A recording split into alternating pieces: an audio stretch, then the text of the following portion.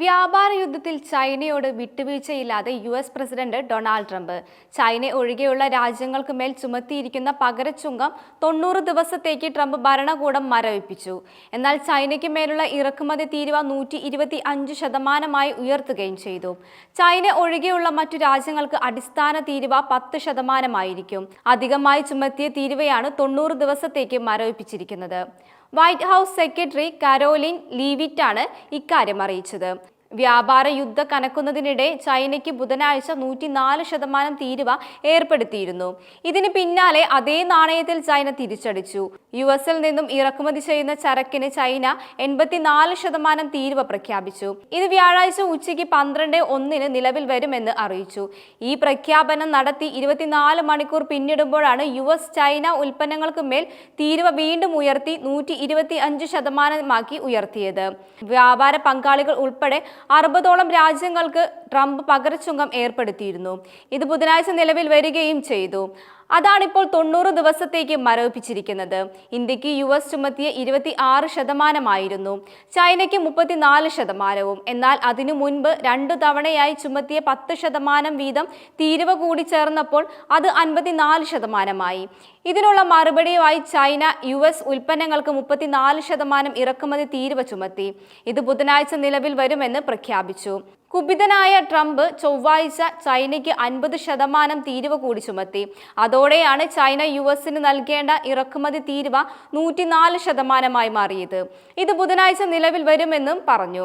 ഈ പശ്ചാത്തലത്തിലാണ് പ്രതികാര നടപടിയുമായി യുഎസ് ഉൽപ്പന്നങ്ങൾക്ക് 84% തീരുവ ചുമത്തിയതായി ചൈനീസ് ധനമന്ത്രാലയം അറിയിച്ചത്.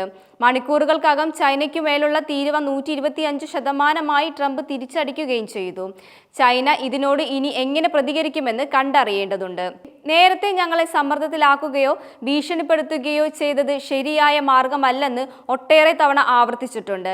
രാജ്യത്തിന്റെ നിയമാനുസൃത അവകാശങ്ങളും താൽപര്യങ്ങളും സംരക്ഷിക്കുക തന്നെ ചെയ്യും എന്നായിരുന്നു യുഎസിലെ ചൈന എംബസി വക്താക്കൾ പറഞ്ഞത്. ചൈനീസ് ഇറക്കുമതിക്ക് പുതിയ തീരുവ ചുമത്തുമെന്ന ഭീഷണിയായി ഡൊണാൾഡ് ട്രംപ് മുന്നോട്ടു പോയാൽ യുഎസിനെതിരെ ശക്തമായി പ്രതികരിക്കുമെന്ന് ചൈന വ്യക്തമാക്കി. സ്വന്തം അവകാശങ്ങളും താൽപര്യങ്ങളും സംരക്ഷിക്കാൻ യുഎസിനെതിരെ പ്രതികാര നടപടികൾ സ്വീകരിക്കുമെന്നും ചൈനീസ് വക്താക്കൾ പറഞ്ഞു.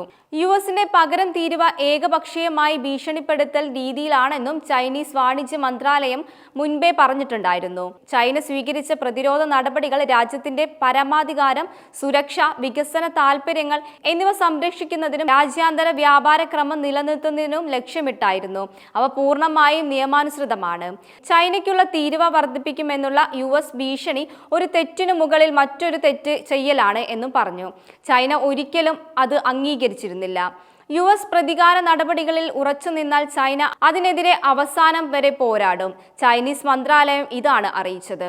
പ്രഖ്യാപിച്ച പകരം തീരുവ 90 ദിവസത്തേക്ക് മരവിപ്പിച്ചുവെന്ന പ്രചാരണം വ്യാജമാണെന്നും അത്തരമൊരു നടപടി എടുത്തിട്ടില്ല എന്നാണ് വൈറ്റ് ഹൗസ് അധികൃതർ അറിയിച്ചത്. എന്നാൽ ഈ തീരുമാനത്തിലേക്ക് ട്രംപ് എത്തിയെന്ന് വേണം കണക്കുകൂട്ടാൻ. അതേസമയം ട്രംപിന്റെ തീരുവ വർദ്ധിപ്പിക്കൽ ഇന്ത്യയിൽ നിന്നുള്ള തൊഴിൽ സ്വപ്നങ്ങളുമായി അമേരിക്കയിലെത്തുന്നവർക്ക് വൻ തിരിച്ചടിയാകും ഉണ്ടാക്കുക. യൂറോപ്യൻ യൂണിയനുമായുള്ള തർക്കങ്ങൾ നേരത്തെ തന്നെ തൊഴിൽ മേഖല അടിമുടി ഉലച്ചിരുന്നു.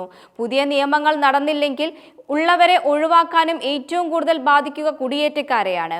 പഠനത്തിനൊപ്പം ജോലി എന്ന ആകർഷണത്തിൽ എത്തുന്നവരും കടുത്ത ആശങ്കയിലാണ്.